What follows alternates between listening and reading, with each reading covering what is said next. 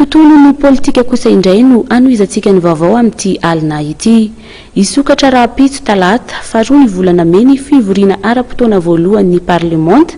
Raha ntsikaritra teny Tsimbazaza androany dia efa vonimbonina avokoa ireo depiote ary efa tazana eto andrenivohitra avokoa ny akamaroan'izy ireo.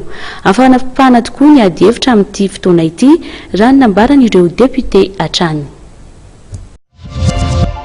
Efatra amby roapolo ora mialohan'ny fivoriana ara-potoanan'ny antenimieram-pirenena raha ny teny amin'ny lapan'ny Tsimbazaza, saika efa tonga eto andrenivohitra avokoa ny solombavam-bahoaka avy amin'ny distrika samihafa. Raha ny fizotry ny toedrarà dia tena hafanany eny amin'ny lapan'ny Tsimbazaza amin'ity fotoam-pivoriana ity.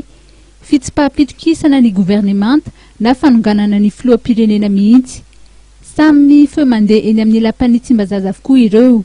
Feo izay ny amafy hatrany tao aorian'ny fanovana governemanta no tanterahany filoham-pirenena ny 20 aprily lasa teo.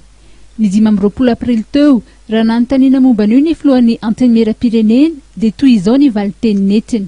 Tsika moa zao mbola tsy miditra, ka rehefa miditra dia eo angamba no tena fantarina hoe ahoana marina tena fipetraky ny raha, fa nandritra ny fotoanan'ilay fivoriana farany tamin'ny taondasa koa nge tsy indray mandeha fotsiny no siny izay tsaro zay hoe sy motion de censure sy ny sisa, fa dia heveriko fa amin'izao fotoana itenenantsika zao dia tsy misy an'izany resaky zany.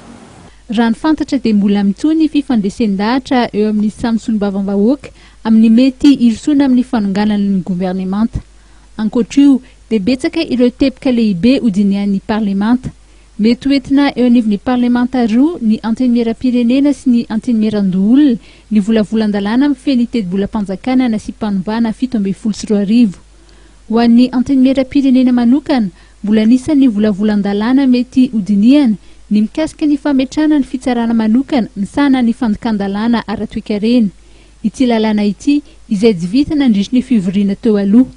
Mandritry ny 90 andro ny fivoriana ara-potoana voalohan'ny parlemanta, raha tokony ho izy indroa miatoana ny fionana eo amin'ny governemanta sy ny solombavam-bahoaka.